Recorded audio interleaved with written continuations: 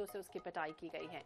और निकाय का घमासान लगातार जारी है। जिस तरह से आज सुबह से 8 बजे से वोटिंग की जो प्रक्रिया है वो अपनाई जा रही है, शहर की सरकार चुनने का वो वक्त आ चुका है। और ऐसे में चलिए अब बात करेंगे और हमारे साथ तमाम गेस्ट भी जुड़ेंगे। हम उनसे भी जानने की कोशिश करते हैं कि किस तरह की स्थितियां बन रही हैं, क्योंकि आज शहर सरकार चुनने का वक्त आ चुका है। हमारे साथ हैं नितिन भंसाली जी, हैं कांग्रेस के प्रवक्ता हैं। बहुत बहुत स्वागत है नितिन जी आपका INH 24/7 पर। हमारे साथ संदीप शर्मा जी भी हैं, बीजेपी के प्रवक्ता हैं, वो भी हमारे साथ जुड़ेंगे। वरिष्ठ पत्रकार डॉक्टर अनिल द्विवेदी जी भी हमारे साथ जुड़ेंगे, उनसे भी हम संपर्क करने की कोशिश लगातार कर रहे हैं। लेकिन 114 नगर पंचायतों में मतदान की जो प्रक्रिया है वो अपनाई जा रही है। नितिन जी, सबसे पहले किस तरह की स्थितियां आप देख रहे हैं, क्योंकि हमने देखा सुबह से ही 8 बजे से वोटिंग की प्रक्रिया शुरू हो चुकी है, दोनों ही तैयार हैं चुनावी मैदान में तमाम वो कैंडिडेट।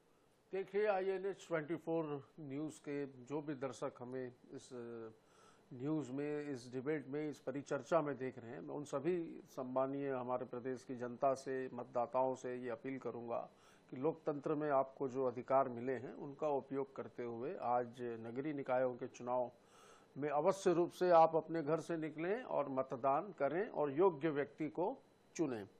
कांग्रेस ने बहुत अच्छी तैयारी की है। हमारे कंट्रोल रूम से लगभग सारी वार्ड पार्षदों की, नगरीय निकायों की, नगर पालिकाओं की, नगर निगमों की मॉनिटरिंग की जा रही है, नजर रखी जा रही है। साथ ही सभी वार्ड में, जैसे रायपुर की बात करूं तो 70 के 70 वार्ड में हमने हर वार्ड में एक वरिष्ठ कांग्रेस नेता को वहां पर नजर रखने के लिए नियुक्त किया है।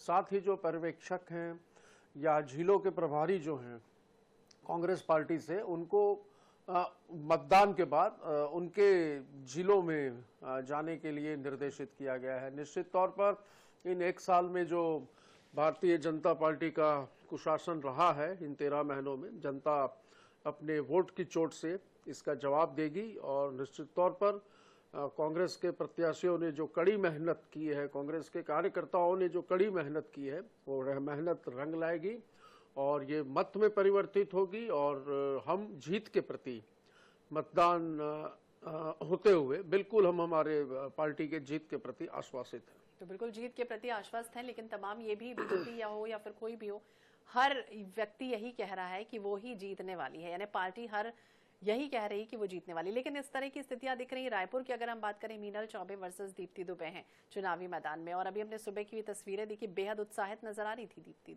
दुबे भी और मीनल चौबे भी।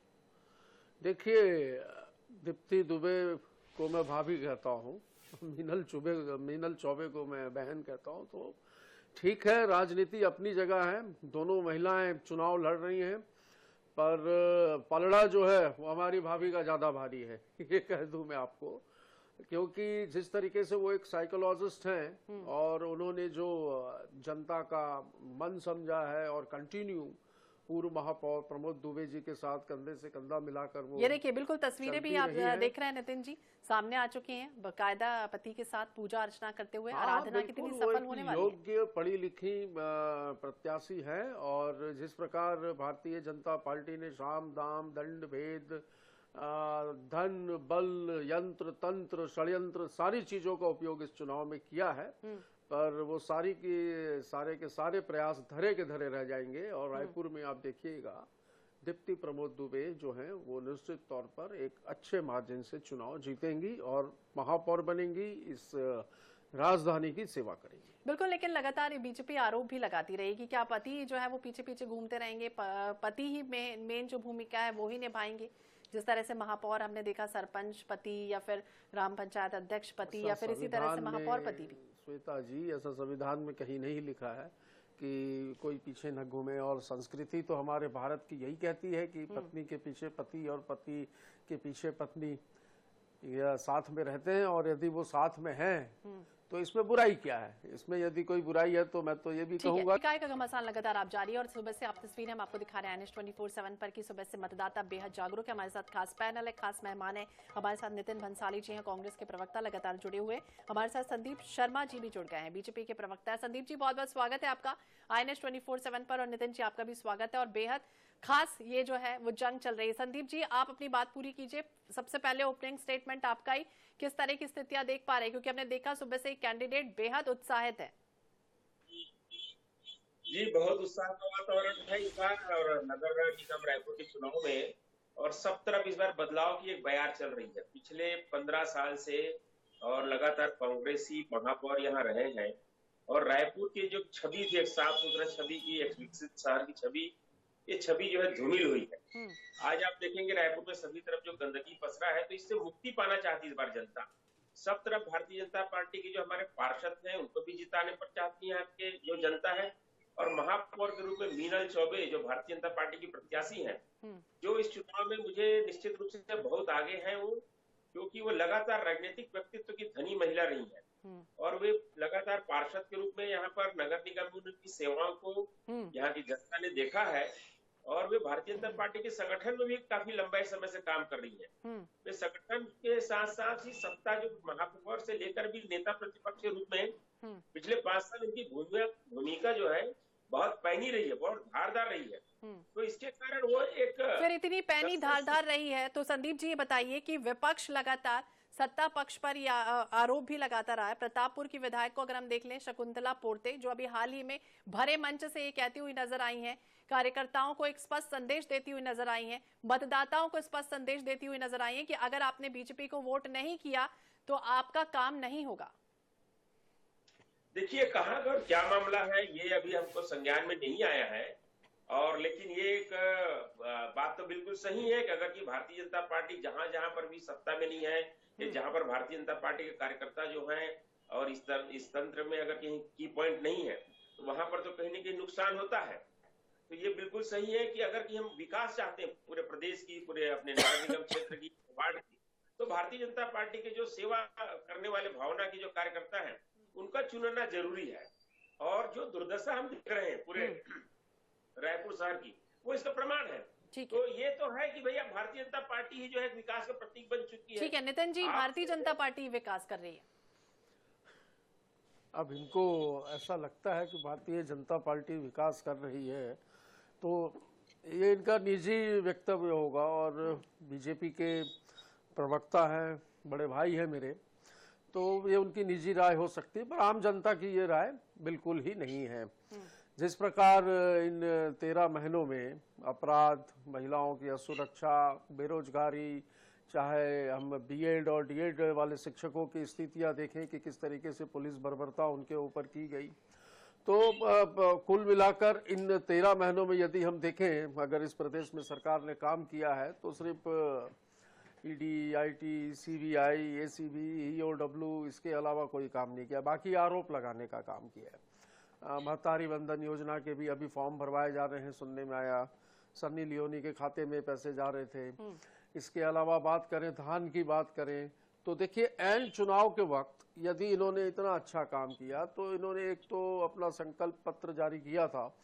ऐसी कौन सी इमरजेंसी आ पड़ी कि चुनाव से 2 दिन पूर्व फिर से 25 बिंदुओं में या 30 बिंदुओं में इन्होंने एक और घोषणा पत्र अपना जारी किया। इसका मतलब कहीं न कहीं भय था, क्यों अचानक किसानों के खातों में पैसे एन चुनाव के वक्त डाले गए, महतारी वंदन योजना की किस्त के पैसे डाले गए, तो ये कहीं न कहीं भयभीत है, और इनको कहीं न कहीं इस बात की शंका है कि शासन प्रशासन हमारा होने के बाद भी चुनाव हार सकते हैं। और देखिएगा कांग्रेस ने जिस प्लानिंग के साथ ये चुनाव लड़ा है, मुझे पूरी उम्मीद है कि 2019 के जो नतीजे थे वो कांग्रेस पुनः दोहराएगी और हम एक अच्छे मतों से चुनाव जीतेंगे और जनता की सेवा करेंगे। ठीक है संदीप जी, आपसे भी समझना चाहेंगे, जन घोषणा पत्र की बात हो रही हो, अगर कांग्रेस की लगातार ये वादे दावे किए गए, सीसीटीवी कैमरा, सड़क, नाली, पानी, बिजली, महिलाओं के लिए ये तक कह दिया गया कि अब सुरक्षा में उनके लिए महिला पुलिस भी तैनात होने वाली है, तो क्या अटल विश्वास पत्र भारी पड़ेगा जन घोषणा पत्र से?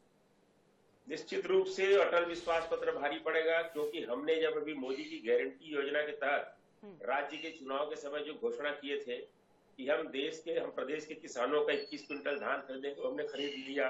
हमने कहा था पिछले 2 साल का बोनस जो रुका है वो देंगे, हमने दे दिया।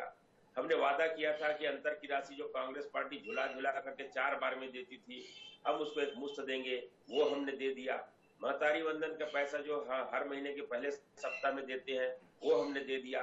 इसके अलावा भी बहुत सारी बातें आपको बताऊंगा कि हमने कहा है कि भूमिहीन कृषक मजदूर जो है, जिनको हम 10,000 रुपया हम साल को देंगे, ऐसे लगभग 5,50,000 किसान जो भूमिहीन है और कृषक है, किसी का काम करते हैं, उनको भी हमने पैसा दे दिया। किसानों को बिजली में हमने पैसा दे दिया, पूरी तरह से हमने जो वायदा और घोषणा किए थे वो सारे घोषणा वादे हमने पूरा कर दिया। दूसरी बात, चुनाव के पहले की बात है, हमने तो हमेशा कहा है कि किसानों के लिए जो पैसा देना है वो पैसा जैसे ही आ जाए वह पैसा हमको दे देना चाहिए। लेकिन कांग्रेस पार्टी ऐसे पैसे को अपने बैंक के खाते में रखती थी और साल भर उसका ब्याज खाती थी, और ब्याज खाने के बाद उस पैसे को झुला झुला करके टुकड़े टुकड़े में देती थी। हमारी सरकार ने जैसे ही पैसा ये दे दिया, हमारे मुख्यमंत्री विष्णुदेव साय जी ने कहा कि हम पैसे का इंतजाम कर लिए, वो पिछले महीने से कह दिए थे, और हम वो पैसा जो है तत्काल दे देंगे। जैसी धान खरीदी का काम पूरा होगा 31 जनवरी को, हम फरवरी के जो है पहले सप्ताह या दूसरा सप्ताह में हिसाब किताब बना के दे देंगे। हमने दे दिया। अब आज कांग्रेस पार्टी कह रही कितनी जल्दी क्या थी, ये पैसा आपने इतने जल्दी क्यों दे दिया। बड़ा मुश्किल है भाई, हम किसानों को पैसा जल्दी दे तो इनको तकलीफ, महतारी वंदन का पैसा हम नियमित समय में दे रहे हैं, महीना के पहले सप्ताह में उनको भी इनको तकलीफ है।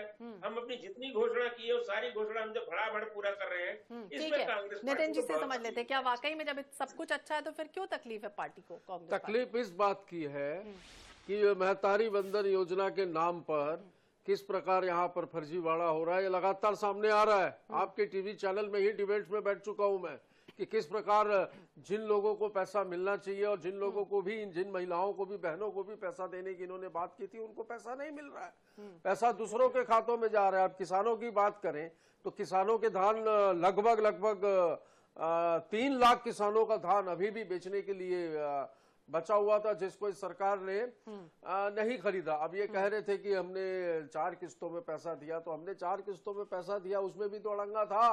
हमने कहा था कि भाई हमें बोनस देने दीजिए, तो केंद्र में इनकी मोदी सरकार ने कहा था कि आप बोनस देंगे तो हम आपका चावल नहीं लेंगे।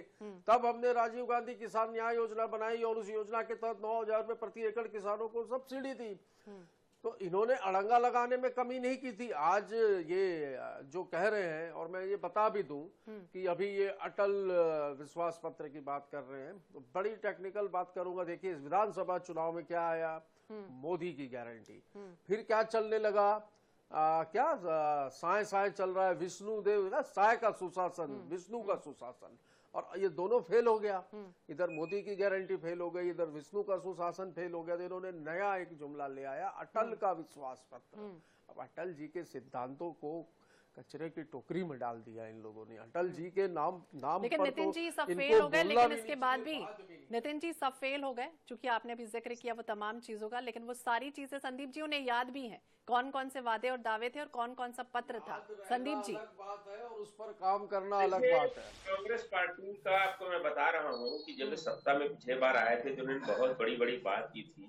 और आप बताइए कि हम तो 15 साल सत्ता में रहने के बाद हमारी सत्ता गई थी, 5 साल के बाद 68 सीटों के साथ इतने बड़े विराट बहुमत से आए थे। आखिर इनको छत्तीसगढ़ की जनता ने नकारा क्यों? इनकी सत्ता के समय इतना भयंकर यहाँ पर एक तरह से लोगों के मन में इन्होंने भय व्याप्त करा दिया। भूपेश बघेल जी का जो कुशासन था, इतना बड़ा भ्रष्टाचार उन्होंने किया, चाहे कोल घोटाला उन्होंने किया, शराब घोटाला किया, तमाम तरह के घोटाले और अपराधों की संख्या इतनी बढ़ गई कि लोगों ने केवल 5 साल में इनकी सरकार को उखाड़ करके फेंक दिया। और जहां तक बात रही घोटाले की, तो मैं आपको बताना चाहूंगा कि जितने भी घोटाले में जितने लोगों को गिरफ्तार किया गया, आप बताइए उसमें कितने लोगों को 1.5, 2-2 साल, 3-3 साल से जमानत नहीं मिल रही है। मिल गई है जमानत है तो भैया बीच में मत बोलिए ना, पुख्ता केस है।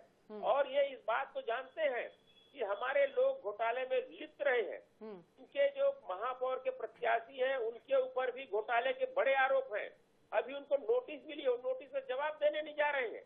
और ये चेहरा जो है इतना जो है विद्रूप हो चुका है, चेहरा इतना काला हो चुका है उनका कि उनको पूरे प्रचार तंत्र से बाहर कर दिया। नितिन जी से जवाब लेते हैं। जी नितिन, मैं आपको अपने एक लाइन बोल के खत्म करूंगा। बोलिए। ये कब तक ये सब करते रहेंगे? अरे संदीप भैया, बहुत वरिष्ठ नेता हो आप भारतीय जनता पार्टी के। 13 महीने निकल गए, 13 महीने निकल गए, जनता ने जनादेश काम करने के लिए दिया है। ये जो आप अभी भी ये एक्सेप्ट नहीं कर रहे कि आप लोग सत्ता में, सिर्फ बीच में मेरे से सवाल हुआ है। भाई एम्पायर है श्वेता जी, तय कर लीजिए सवाल मेरे से। ठीक है, आप दोनों से ही हम चर्चा करेंगे। अनिल जी, आप सुन पा रहे हैं? तो अनिल जी से हम फिर से संपर्क करेंगे, लेकिन हमारे साथ नितिन जी लगातार जुड़े हुए हैं। नितिन जी, आपसे भी समझना चाहेंगे, देख रहे हैं आप कि किस तरह की स्थितियां बन रही। जगदलपुर में तो आधा दर्जन ईवीएम खराब हो गई।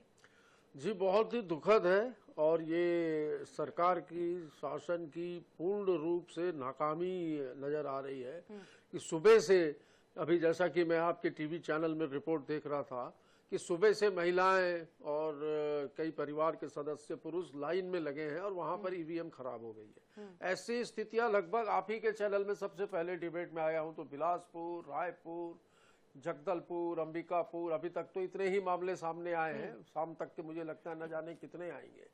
तो ईवीएम से चुनाव न करवाने की मांग भी हम लोगों की लगातार थी और इसमें देखिए ये नाकामियां भी लगातार साबित हो रही है कि मतदाता मतदान केंद्र से ईवीएम खराब होने की वजह से वापस जा रहा है।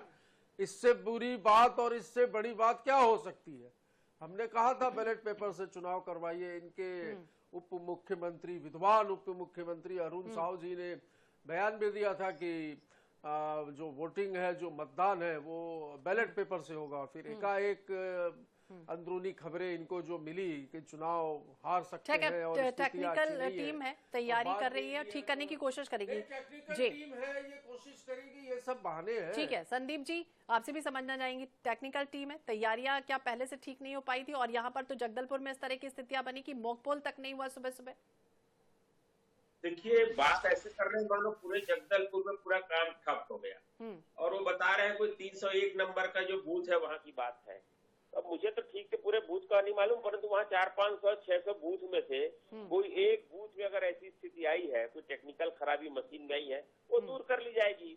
आप रायपुर में भी बता रहे हैं कि यहाँ पर मैं आपको बता रहा हूँ, नितिन भाई आपसे पूछिए, यहाँ पर 1100 मतदान केंद्रों में मतदान होना है। आप उसमें मुश्किल से 3 मतदान केंद्रों में कोई स्थिति, और मेरी जानकारी में 2 जगह मशीन अब ठीक भी हो चुका है, वहां पर वोटिंग शुरू भी हो गया है। तो एक आध मशीन, आप बताइए 1100 में एक आध मशीन में कहीं कोई खराबी आई होगी, वो दूर कर ली जाएगी। लेकिन उसके लिए ये पूरे ईवीएम मशीन को दोष देना, अपने नाकामियों पर ठीकरा फोड़ना ईवीएम मशीन को, ये इनके विद्वान जितने लोग हैं दिल्ली से लेकर के रायपुर तक बैठे लोग अपनी हार के लिए ईवीएम मशीन का बहाना खोजना, ईवीएम का बहाना खोजेंगे या नहीं होगा, क्या कुछ होगा। डॉक्टर अनिल जी से भी हम समझते हैं। डॉक्टर अनिल जी, आपने भी देखा होगा ये चुनाव काफी इंटरेस्टिंग भरा रहा है, तमाम कैंडिडेट चुनावी मैदान में हैं और हमने देखा कि तमाम दिग्गज भी सड़कों पर उतरे, रोड शो किया गया, सीएम खुद सड़क पर उतर आए, रोड शो करते नजर आए और कई तरह के आरोप प्रत्यारोप पोस्टर वार तक जारी रहा। इस बार का चुनाव क्या लगता है आपको?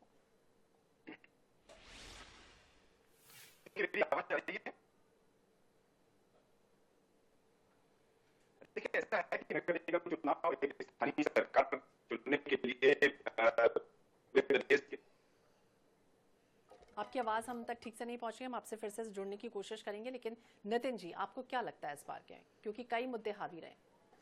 देखिए चुनाव मुद्दों पर ही है और मुद्दों पर ही लड़ा जा रहा है। हम इस 13 माह के, ये कहते हैं विष्णु का सुशासन और हम कहते हैं विष्णु का कुशासन, तो हम इस विष्णु के कुशासन के खिलाफ चुनाव लड़ रहे हैं। मतदाता ने मन बना लिया है और बहुत ज्यादा दिनों की बात नहीं है। 15 तारीख को काउंटिंग भी है, 15 तारीख को भी आपके चैनल में आऊंगा ही, मेरे पैनल में संदीप शर्मा जी को ही रखिएगा और मैं ये दावा करके आपके चैनल में ये जा रहा हूँ कि नगरीय निकाय के चुनावों में कांग्रेस को ये जो सोच रहे हैं उससे बेहतर सफलता मिलेगी, अप्रत्याशित सफलता मिलेगी और 2019 का जो नतीजे थे हमारे, हम उनको दोहराने की कोशिश कर रहे हैं। हम हमारे 15 सालों के, विगत 5 सालों के काम पर वोट मांग रहे हैं। लगातार ये भ्रष्टाचार का भी जो आरोप लगा रहे हैं उस पर भी जवाब देना मैं जरूरी समझूंगा कि इनके जो 3 जमाई हैं, ईडी, आईटी और सीबीआई, और एक आध जमाई अभी एसीबी और ईओडब्ल्यू भी हो गया है, तो जो ये उन एजेंसियों के माध्यम से नेताओं के ऊपर, जो हमारे लोगों के ऊपर जो आरोप लगाए हैं, वो आरोप अब कोर्ट में है और अभी तक के फाइनल चार्जशीट भी ये पेश नहीं कर पाए हैं। सिर्फ इंक्वायरी के नाम पर जमानत पे लगातार रोक लगाने का काम कर रहे हैं, क्योंकि बदले की भावना से यहाँ पर काम हो रहा है। बदले की भावना से नहीं, बदलाव की भावना से काम होना चाहिए। ठीक है, 13 महीना इसी प्रकार रोते रोते निकल मुद्दे हैं। क्या नगरीय निकाय चुनाव में रहने वाले, क्योंकि हमने देखा था कि पीसीसी चीफ दीपक बैज लगातार ये आरोप लगाते रहे हैं कि परिवारवाद का अध्ययन पहले बीजेपी कर ले, क्योंकि इस समय चुनावी मैदान में मीनल चौबे, अश्वनी शर्मा, नंदन जैन की पत्नी जैसे कई नेता चुनाव लड़ रहे हैं, शिवरतन शर्मा के भतीजे भी चुनाव लड़ रहे हैं। तो ये कहते ही रहे हैं दीपक बैज कि पहले परिवारवाद का अध्ययन वो बीजेपी कर ले, क्योंकि उनके भी लगातार आरोप बीजेपी जिस तरह से पहले लगाती रही परिवारवाद को लेकर। देखिए, परिवारवाद की जो परिभाषा भारतीय जनता पार्टी करती है, इसको उलट करते हैं। परिवारवाद मतलब एक ही परिवार के तीन तीन लोग, माँ, बेटा, बेटी, ये सारे लोग एक संग संसद पहुंच गए। ये लोग हमेशा बात करते हैं ओबीसी की, ये लोग बात करते हैं कास्ट की, ट्राइबल की। आप बताइए कब तक, सदन के भीतर में एक ही माँ, बेटा और बेटी संसद किसी वर्ग के लोग पहुंच गए? ये इन्होंने पहुंचा दिया। परिवारवाद ये है, इसको परिवारवाद कहते हैं। अब नंदन जैन का उनका नाम लेते हैं लोग, तो मुझको पूछना पड़ेगा कि भाई ये जी नितिन जी, आपसे भी समझना चाहेंगे, आपकी भी पार्टी की अगर हम बात करें तो कई नेताओं की पत्नी, भाई, बेटा, भतीजे सब इस समय चुनावी मैदान में योग्य है और चुनाव लड़ रहे हैं तो इसमें समस्या क्या है? जब एक डॉक्टर का बेटा डॉक्टर बन सकता है, जब एक ब्यूरोक्रेट्स का बेटा ब्यूरोक्रेट्स बन सकता है, तो एक पॉलिटिशियन का बेटा क्यों नहीं लड़ सकता चुनाव? यदि वो योग्य है तो मुझे बता दे बड़े भाई संदीप शर्मा जी कि अमित शाह के बेटे जय शाह में ऐसी कौन सी योग्यता है कि वो बीसीसीआई के चेयरमैन है? अमर अग्रवाल कौन है? परिवारवाद की बात करते हैं, शुरू करते हैं। लखीराम जी के बेटे हैं, वो केदार कश्यप जो है वो कौन है? बलिराम कश्यप के बेटे हैं। आज मीनल चौबे कौन है? छगन चौबे की पत्नी है। आज वो आपके अनुराग सिंह ठाकुर किसके बेटे हैं? राजनाथ सिंह के बेटे नोएडा से एमएलए है। तो परिवारवाद पे बात मत करिए, पूरा आपकी पूरी पार्टी परिवारवाद में डूबी हुई है, इसलिए इस प्रकार की चर्चा मत करिए। पार्टी में है, परिवार के छोड़ना तो कोई इनका राष्ट्रीय अध्यक्ष बन सकता, न इनके परिवार के छोड़कर राष्ट्रीय अध्यक्ष हमारे पंचायत चुनाव से लेकर उस राज्यसभा तक पहुंचे हुए व्यक्ति जो है हमारे राष्ट्रीय अध्यक्ष है खड़गे जी, और योग्य व्यक्ति है। आपको तकलीफ क्या है? सोते जागते उठते बैठते हर समय आपको गांधी नजर आते हैं। इनके यहाँ कांग्रेस दिन में ये वाले गांधी नजर आते हो, सोते समय हमारे गांधी परिवार के लोग नजर आते हैं। थोड़ा सा बाहर निकलिए, कांग्रेस पार्टी का मतलब प्रियंका गांधी। काम करिए भाई, वो छोड़िए कांग्रेस पार्टी है, राहुल ये है गांधी, परिवारवाद। अपने बारे में बताइए। मैंने उदाहरण दिए, क्या वो उदाहरण गलत है? नंदन जैन की पत्नी का चुनाव नहीं लड़ रही है, क्या योग्यता है? बर्बाद कर दिया। क्या करती थी इससे पहले? क्यों उनको टिकट दी? तो ऐसे बहुत से उदाहरण है। ये परिवारवाद पे आप पार्षद चुनाव लड़ने की। ठीक है संदीप जी बोलिए, सुन लेते हैं। चुनाव लड़ने की, ये सब आपको बताना पड़ेगा भी। ये है परिवारवाद। आपका परिवारवाद नहीं है, हमारा परिवारवाद सरनेम के व्यक्ति को नहीं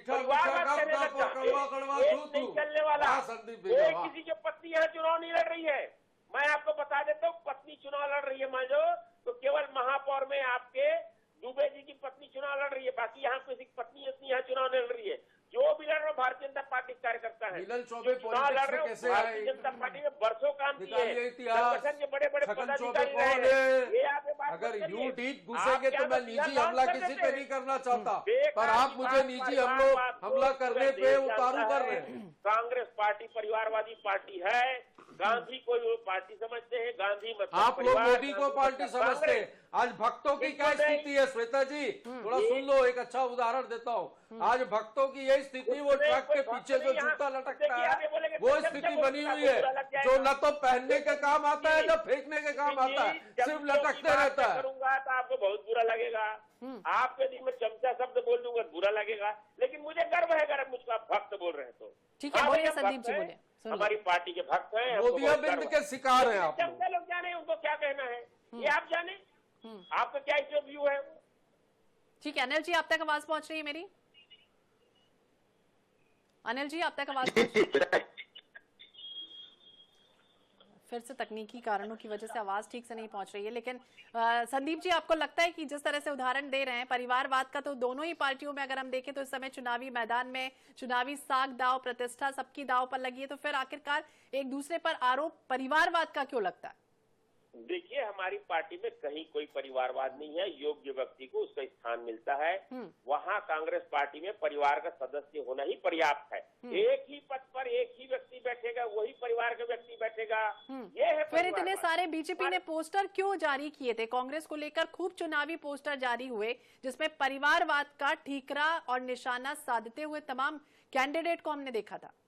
नहीं बिल्कुल सही बात है ना भाई। आप ये बताइए, गांधी गांधी गांधी, देश में कोई दूसरा व्यक्ति इनकी पार्टी का प्रधानमंत्री नहीं बन सकता। गोडसे को पूजा करने वाले कहाँ गांधी? इन्होंने खड़गे जी को बनाया, लेकिन खड़गे जी का पोस्टर में फोटो गायब रहता है। सारी बात राहुल गांधी करते हैं, सारा डिसीजन राहुल गांधी और सोनिया गांधी लेते हैं। तो वहां पर जिनको बनाया है वो केवल ऐसी स्थापना करती है। कैसे पता चलता सारे है? डिसीजन के पावर जो है इनके यहाँ संदीप भैया को इंटेलिजेंस छोड़ रखा है क्या? परिवारवाद, गांधी परिवार का मतलब ही कांग्रेस पार्टी है। ठीक है, नितिन जी से जवाब लेते हैं, सुन लेते हैं संदीप जी। नितिन जी को समस्या है, बोलिए। नितिन जी, जनता ने जनादेश काम करने के लिए दिया है, बड़े लोक लुभावने वादे किए हैं। ठीक है, जनता आपके भ्रम में आ गई है, आप चुनाव जीत गए हैं, आप सत्ता में हैं, तो आपको जो है उस विषय पर काम करना चाहिए। कब तक आप आरोप प्रत्यारोप की राजनीति करेंगे? 13 महीने निकल चुके हैं, सिर्फ आप इन्होंने ऐसा किया, उन्होंने वैसा किया, गांधी ये वो, योग्य अयोग्य, ये सब बातें जो आप कंटिन्यू कर रहे हैं। मुझे ऐसा लगता है संदीप भैया काफी वरिष्ठ हैं आप, मंत्रिमंडल भी जो है उसका विस्तार भी करिए, निगम मंडल आयोगों में नियुक्तियां करिए, काफी पीछे चल रहे हैं आप लोग इन 13 महीनों में। तो डबल इंजन की सरकार है आजकल, तो लगातार कंटिन्यू डिबेट में बैठ रहा हूँ तो एक नया शब्द सुनने को मिल रहा है कि अब ट्रिपल इंजन की सरकार होने वाली है। तो डबल इंजन तो सुने थे, एक इंजन जब आगे रहता है तो पीछे डब्बों को खींचता है, ताकतवर होता है, वो कमजोर हो तो पीछे एक इंजन और लगाया जाता है ढकेलने के लिए। पर ये ट्रिपल इंजन जो बोल रहे हैं ये तो टेक्निकली समझ ही नहीं आ रहा है, ये तीसरे इंजन को फिट कहाँ करोगे? ठीक है संदीप जी, ट्रिपल इंजन, ये जो डब्बे हिल रहे हैं आपके, हाँ, तो ये पटरियों को भी थोड़ा सा ठीक करिए। ये ट्रिपल इंजन टेक्निकल होगा कैसे? ठीक है, जवाब ले लेते हैं। संदीप जी बोलिए। देखिए, ट्रिपल इंजन ऐसा होगा, आपको मैं बता रहा हूँ कि जिस ढंग से निगम में भ्रष्टाचार किया गया, तालाबों में नापसना पैसे खर्चा किए गए, निगम के जो निगम क्षेत्र के अंदर एक भय का वातावरण हुआ, निगम में जो महापौर बने थे वो महापौर का जो एक आतंक का माहौल था, उनके आसपास जो लोग रहते हैं, जिस ढंग से उन्होंने पूरे रायपुर क्षेत्र में आतंक फैला करके रखा था, और भ्रष्टाचार तो जो किया वो वही है। यही कारण है कि अगर इस स्थान पर भी भारतीय जनता पार्टी आएगी तो विकास होगा। जो विकास के पैसों के उन्होंने बंदर बांट किया और जिस ढंग से आतंकवाद यहाँ फैलाया, जिस तरह से आपने यहाँ पर एक भय का वातावरण पैदा किया, वो जब चीजें दूर होगी तब जाकर के नगर का विकास होगा।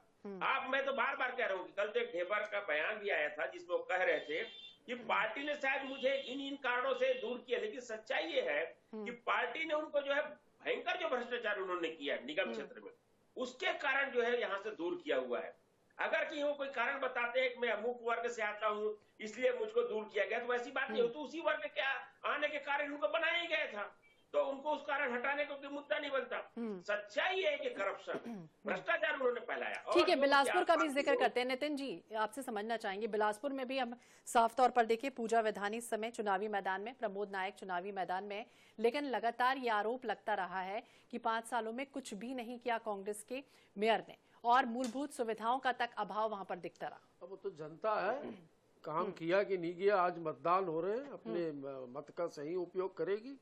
और जो भारतीय जनता पार्टी के प्रत्याशी हैं उनके तो जाति प्रमाण पत्र का मामला अभी भी कोर्ट में विचाराधीन है, और निश्चित तौर पर बिलासपुर में बहुत अच्छा विकास हुआ है, और मैंने अपनी आंखों से देखा है, काफी आना जाना मेरा रहा है बिलासपुर में। और बिलासपुर तो ऐसा है कि भाई वो न्यायधानी है, वहाँ तो थोड़ी सी भी यदि चूक हो जाए तो वहाँ पे हाईकोर्ट के हमारे चीफ जस्टिसों का आना जाना, उनका रहना होता है, तो मामला तो सीधा कोर्ट के संज्ञान में स्वयं चला जाता है।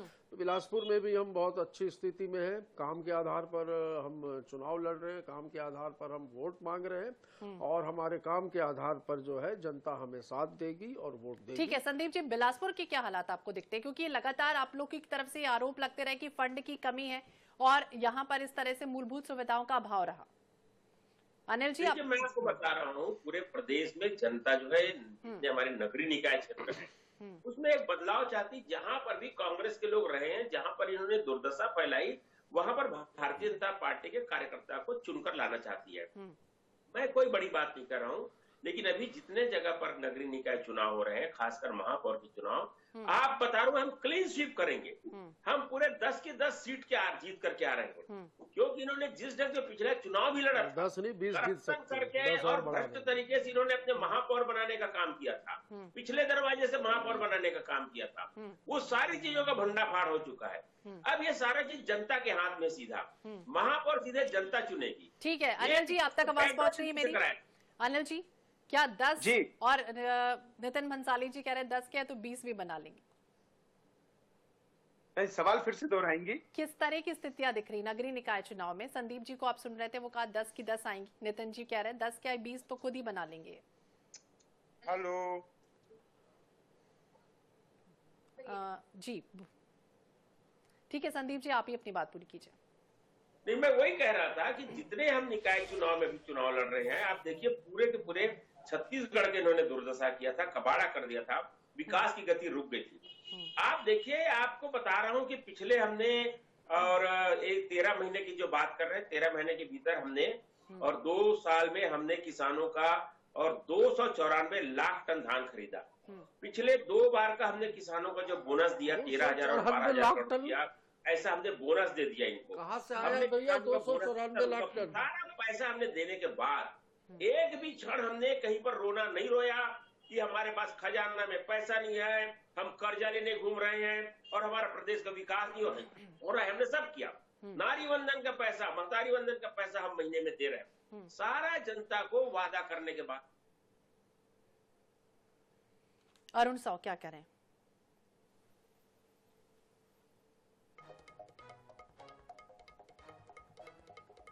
तो फिर से उनकी आवाज हम सुनेंगे। अनिल जी, आप तक आवाज पहुंच रही है क्या मेरी?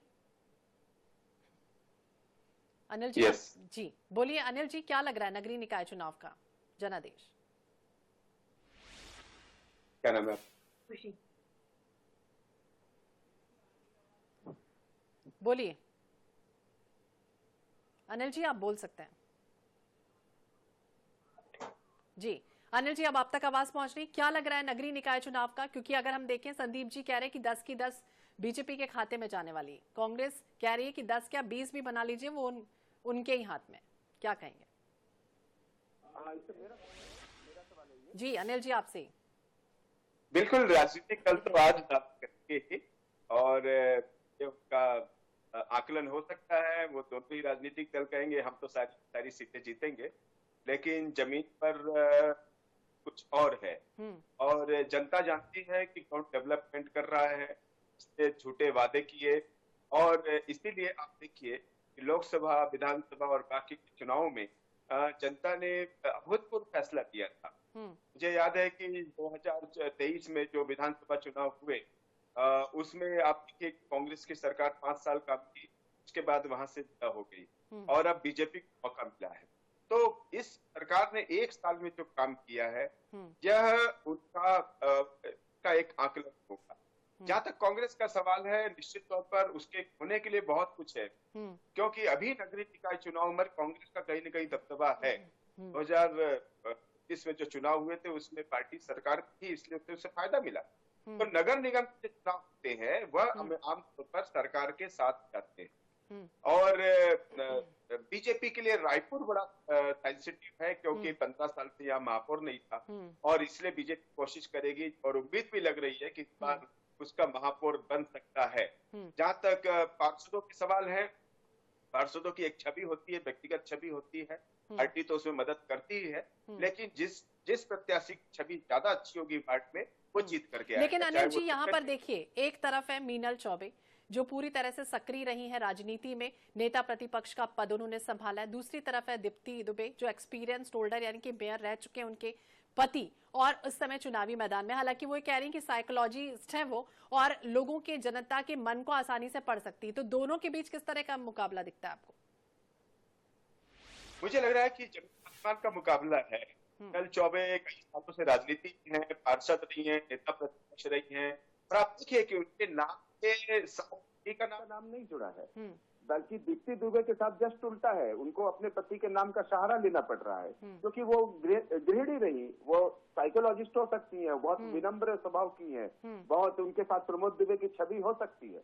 लेकिन आप मानिए कि प्रमोद दुबे महापौर और सभापति दोनों रह चुके हैं, ऐसे में क्या एंटी इनकम्बेंसी प्रमोद दुबे के साथ नहीं होगी? तो और फिर कांग्रेस के जो कार्यकर्ता है वो इस बात से थोड़ा नाराज है कि क्या हमारे पास महिला कार्यकर्ता नहीं थी जिसको आपने महापौर का उम्मीदवार चुन सकते थे? क्यों एक गृहिणी को ला करके महापौर बनाया गया? तो ये सारे सवाल दीप्ति दुबे के साथ है।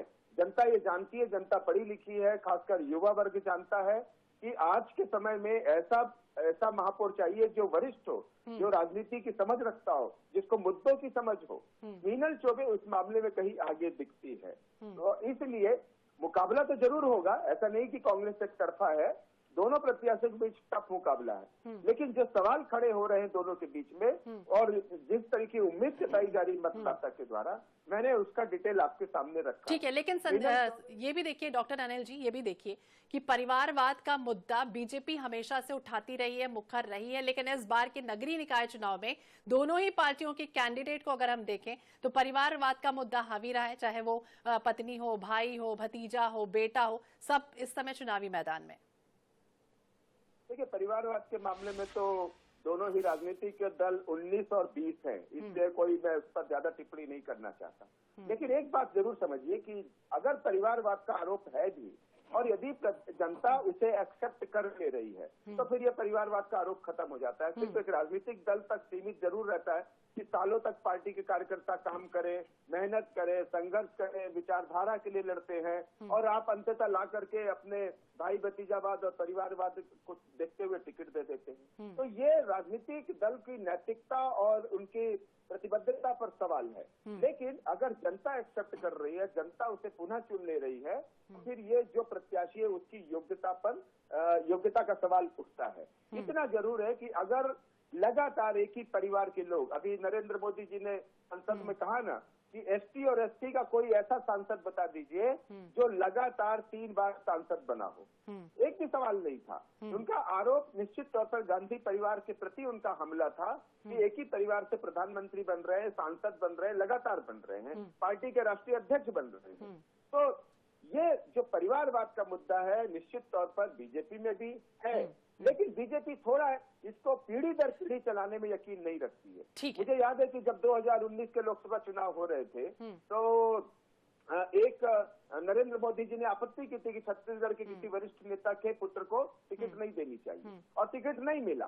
तो कहीं न कहीं आपको इस तरह के मजबूती भी दिखानी होगी ताकि पार्टी के प्रति कार्यकर्ता आते हैं, लाखों कार्यकर्ता काम करते हैं, उनको काम करने का मौका मिले, उनको जनता के बीच जाने का मौका मिले और राजनीति में एक स्वस्थ लोकतंत्र का निर्माण होना चाहिए। संदीप जी, आपको समझना चाहेंगे, जगदलपुर या बस्तर संभाग की इधर की बात करें तो क्या लग रहा है, नक्सलवाद को लेकर केंद्रीय गृह मंत्री अमित शाह ने एक टारगेट सेट कर दिया कि मार्च 2026 तक का वक्त रहेगा, वो सारी चीजें क्या इस समय दिखाई देंगी? चुनावी मैदान में इस समय बीजेपी, कांग्रेस, संजय पांडे, मलकित सिंह गेंदू और त्रिकोणीय मुकाबला, यानी कि आम आदमी पार्टी का भी कैंडिडेट चुनावी मैदान में, शिवसेना, निर्दलीय, ये तमाम समीकरण बिगाड़ते हुए दिख रहे हैं इस बार। देखिए हमारे केंद्रीय गृह मंत्री ने जो अमित शाह जी ने जो लक्ष्य रखा है इस विषय में, इसके नाम से छत्तीसगढ़ में काफी नुकसान हुआ है नक्सलवाद को लेकर के। लेकिन अब आप देखेंगे कि लगातार इसके लिए लड़ाई लड़ी जा रही है और हमारे सब दरवाजे रखे खोल करके कि अगर की आप बातचीत से अगर की बात मानना चाहें तो आप नक्सलवाद का रास्ता छोड़ करके और अनेक पैकेज दिए हैं जो अपने आप को सरेंडर करने वालों को। लेकिन यदि आप ये बात नहीं मानेंगे तो फोर्स अपना काम करेगी और गोली का जवाब गोली से दिया जाएगा। इस तरह से लोकतंत्र नहीं चलेगा। आपको अगर कहीं राजनीति करनी तो आप लोकतंत्र में आइए। इस तरह से आप उपद्रव करके या आतंक फैला करके और प्रदेश की फिजा को बिगाड़ नहीं सकते, उसमें सफलता भी मिल रही है। अब देखिए लगातार नक्सली जो है अपने यहाँ सरेंडर भी कर रहे हैं, उनका जीवन की पुनर्स्थापना के भी कार्य सरकार कर रही है और जो नहीं मान रहे हैं ऐसे लोगों को निश्चित रूप से मैदान पर उनसे लड़ाई लड़ी जा रही है। कल भी एक बड़ी घटना जिसमें हुई है परसों और जिसमें लगातार नक्सली, और ये आप देखेंगे कि पिछले 13 महीने में और जितने नक्सली को यहाँ पर हमारी फोर्स ने मार गिराया है, ये एक बहुत बड़ी सफलता मिली है। और इन्हीं जो 13 महीने में बड़ी तादाद में जो है नक्सलियों ने जो है आत्मसमर्पण का भी काम किया है। तो मुझे लगता है कि जिस ढंग से सरकार ने प्रतिबद्धता दिखाई है, केंद्र सरकार ने और राज्य सरकार ने जिस ढंग से इस पर प्रतिबद्धता दिखाई है, निश्चित रूप से मार्च 2026 तक इस पर हम नियंत्रण, और इसका सीधा फायदा हमारे प्रदेश की जनता को। ठीक है, प्रतिबद्धता दिखाई। नितिन जी, क्या लगता है आपको, संजय पांडे, मलकित सिंह गेंदू, तमाम वो एक्सपीरियंस्ड राजनेता इस समय चुनावी मैदान में जगदलपुर में, क्या ये जो नक्सलवाद का मुद्दा है वो यहाँ पर दिखेगा? देखिए, नक्सलवाद के विषय में मैं ये कहूँगा कि कोई भी चीज़ टारगेट, नक्सलवाद इतना एक सेंसिटिव मामला है, इसमें ये कह देना कि आपको क्या 31 मार्च तक के टारगेट है कि नक्सलवाद खत्म हो जाएगा, तो ये कोई LIC की पॉलिसी नहीं है या किसी एक कॉरपोरेट कल्चर का वो नहीं है ऑफिस का कि आपको 31 तारीख तक के ये टारगेट अचीव करना है। बड़ा सेंसिटिव मामला है, बड़ा फूक फूक कर कदम रखना होगा, रणनीति के साथ करना होगा। और नक्सलवाद का सफाया हर सरकार ने चाहा, हमने भी चाहा है कि नक्सलवाद समाप्त हो। और हमारे सरकार के समय केंद्रीय गृह मंत्रालय की ही रिपोर्ट थी कि नक्सली घटनाओं में 80% घटनाओं का कमी आई है। और यदि नक्सलवाद के खात्मे में राज्य सरकार कोई सकारात्मक कदम उठाती है तो हम बिल्कुल उसका स्वागत करेंगे। जवानों के शौर्य को हम सलाम करते हैं, सैल्यूट करते हैं।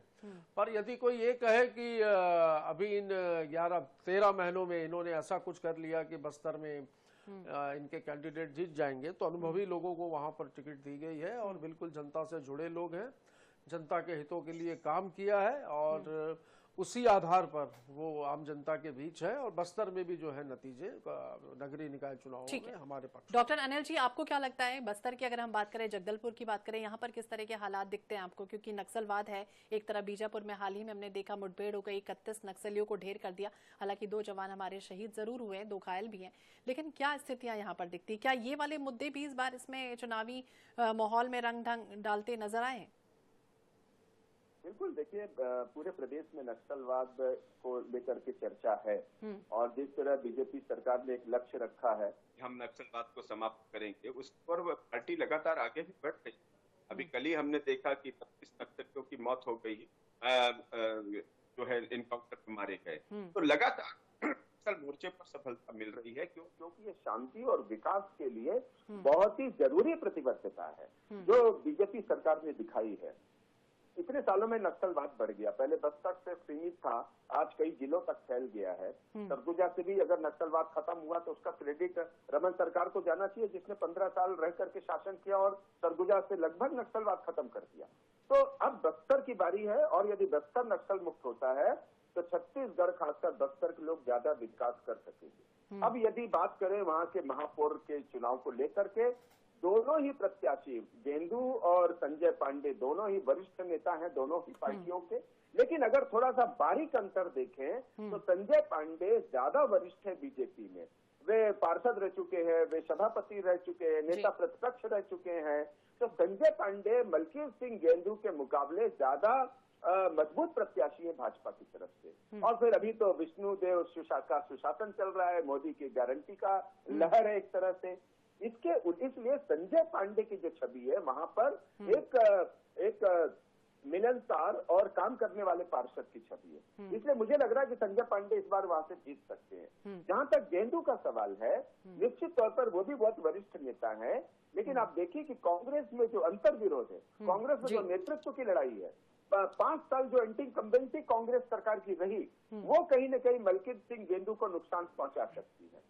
और गेंदू आप देखिए कि 3-4 साल तक तो रायपुर में ही बैठे रहे महामंत्री के तौर पर। अगर उनको चुनाव लड़ना था तो 4 साल जाकर के मेहनत करनी थी जगदलपुर में और उसके बाद वो कड़ी टक्कर दे पाते। तो बिल्कुल अब देखना होगा क्या कुछ होता है चुनावी मैदान में। सबकी साख दांव पर लगी है, प्रतिष्ठा दांव पर लगी है, युवा है, महिला है, कई जगह वरिष्ठ है, और क्या कुछ होता है। मतदान फिलहाल तो जारी है। बहुत बहुत शुक्रिया आप तीनों ही मेहमानों का बातचीत करने के लिए, इस परिचर्चा में हिस्सा लेने के लिए।